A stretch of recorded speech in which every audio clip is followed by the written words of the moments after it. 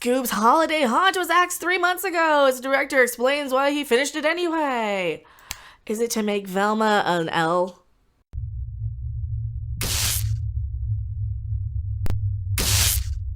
Or a T, this one. Are they gonna swap-a-rooney anybody? Hello, everyone. I am Mecca, and I'm here to go, Ree! Who are you? Why are you here? I'm Rob off camera, and I'm here until Black Shaggy shows up. Because it's never not a party until Black Shaggy shows up. Yeah, that's right. That's right. Scoob Holiday Haunt was axed 3 months ago. This is part of that massive Warner dumping, right? Yeah. So this was another one. I forgot about this one because we had the Trick or Treat Scooby Doo that actually came out where they made Velma in love with the chick. Mm-hmm. You have the Mindy Kaling Velma one that's going to come out in December, which features brown Velma and black Shaggy and no Scooby. Jinkies. I think that's next year. Is that next year? I thought that was this year. I saw 2023, but I could. Okay. I could very well be wrong. Okay, I could be wrong. Well, that too. gives us a whole other few months to really yell about it. To really take a look. And I'm going to replace all Norville's dialogue with Black Shaggy's. Well, they can't even call him Norville. But all right, so why did they axe this one? And then he finished it anyway. Why would you finish it? You can't show it. This is like Batgirl, where they had to destroy it. Some people just want the knowledge. I'm like, yeah, they completed. You know, like if listen, if you get knocked out of a race, you know, like a marathon, you want to be able to say you crossed the finish line. There's a certain sense of accomplishment, you know. Michael Kurdiski, whatever his name was supposed to make his directorial debut alongside Bill Haller with Scoob Holiday Haunt. That is until the film starring Ian Armitage, I believe that's his name, Mark Hamill, Cristo Fernandez, and Ming-Na Wen. Oh, we like her. And Frank Welker was abruptly pulled from release by Warner Brothers. Discovery on August 2nd, terminating Korinsky's 2 years of work on the film. 3 months later, the film is completely finished, but it seems unlikely any Scoobophiles... Is that a thing? Scoobophiles is a thing? Scoobophiles? That sounds dirty. Oh! No. We'll get to see it. I've been working in this industry for 27, 28 years, something like that, Korinsky tells. This is the thing I have worked my whole career for, and it finally happened. Really, your whole career has been... To do a remake straight to HBO Max version of Scooby Doo. The focal point of your career, your magnum opus, is a Scooby Doo movie. Okay. All right. Hey, not judging.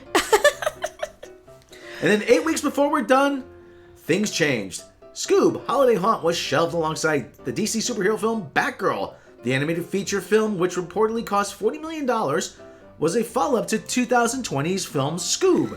At the time of its shelving, did you watch it? Interrupting. Did you watch it? What? Scoob. No. I heard it was okay. I heard it was decent, but I forgot about it completely.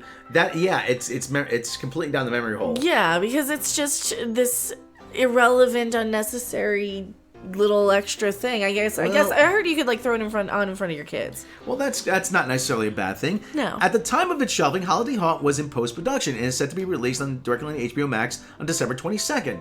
We had a few hundred shots that needed to be finished, lit, rendered, and then approved. Korinsky explained, we had a certain amount of time to finish those shots, and we did. I heard numbers like it was about 95% finished. That's pretty close. That is pretty close. Yeah. Korinsky was in a meeting making the film when the news broke. He received a message on Twitter from a person he had never met before asking him if the news was real. Oh, this is like when G4 knew this. So this is new part of this. We didn't realize that they didn't tell people except on Twitter. Yeah, the two guys from the Batgirl film. Yeah, they found out on Twitter. Did they find out on Twitter? They found out on Twitter.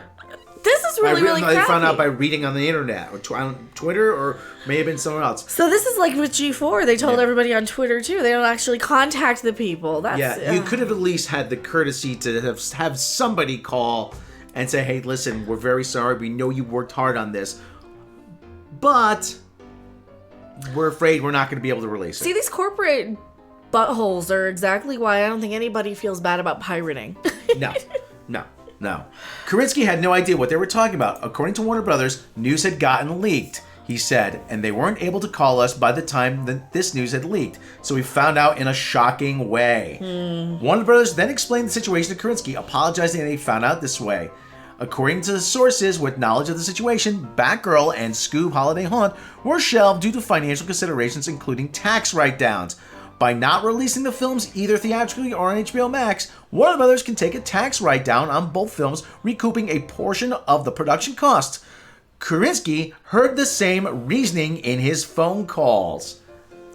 So really, it's all comes down to somebody's 1040. Yeah. In our phone calls that we had with people, they explained that this is what's happening. He explained. And because we were taking this tax write-off, we can't monetize it, rather. Yeah. That's how it was explained to me. Production on the film was already difficult for Krasinski and his team, thanks to a highly accelerated timeline. So, okay, that's a bad situation to be put in. That really is. Yeah. We had 2 years from start to finish, Krasinski added. When I say that, I don't mean we had finished script and they were going to start production those 2 years. No, we started from like a 2-page outline and we said, you have 2 years to make this movie and it needs to be done by this date. Go.